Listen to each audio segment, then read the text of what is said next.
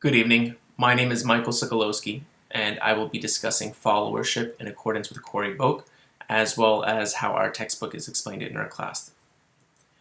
Followership, in Corey Boak's definition, is a set of learnable, practicable skills that make me professionally essential to my boss and teammates, and also regularly creates opportunities for me to demonstrate my superior leadership skills. So this is a very different definition than what the book has been teaching us. Followership per the book was explaining itself in the context of a process whereby an individual or individuals accept the influence of others to accomplish a common goal. This speaks a little on the idea of working in teams as well as working with your bosses and those individuals who are your staff to accomplish a combined goal. Followership has a negative term because it really has the antithesis of leadership, but as Mr. Boak explained, that's not the case. The elements that he brought to the conversation really showed followership as something that a leader should strive towards and master. Leaders in the middle, that's something that Mr. Boak was discussing as well on how do leaders interact with their superiors in comparison with those that they're really trying to bring up in the company. You have many different clientele. It's not simply the customer, it's not simply the staff, but it really is as well those people that you are accountable to. The shareholders, as he explained, or the CEOs, the owners of the company, those people who are coming to you to see where the next steps are. Oftentimes, leadership is seen as this striving towards the future, the striving towards what is going to happen in 6 months, in a year, in 10 years. Where is this company going to be, not where it currently is. Management is essentially just that, making sure that policies and procedures and tasks are completed while leadership is bringing the team forward. Now, CEOs and guidance. In order to receive clear understanding from your superiors, I am a firm believer that there are a few things that must be requested and provided. A firm, clear example of deliverables. What exactly are those people who are above you in the food chain or in the power structure looking for? Is it financial? Is it clinical? Is it a cultural conversation? These elements that really make or break a community, or a facility. Honest discussions on non-negotiable items.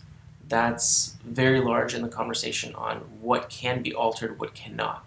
If a leader, and in this conversation a follower, is meant to be creative in how they're solving solutions, what must be adhered to versus what is capable of being grayed out or looked at in a different perspective. Constant communication for both positive and constructive criticism. This is something that oftentimes gets overlooked.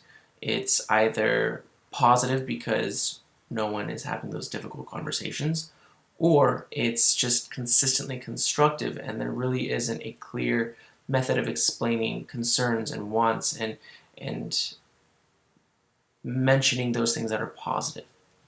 Open creativity on the direction of the organization. This comes down into finding out how we're going to be moving forward in a new way that previously hasn't been done, previously hasn't been considered, and very well may be the make or break point to separate yourself from the competition.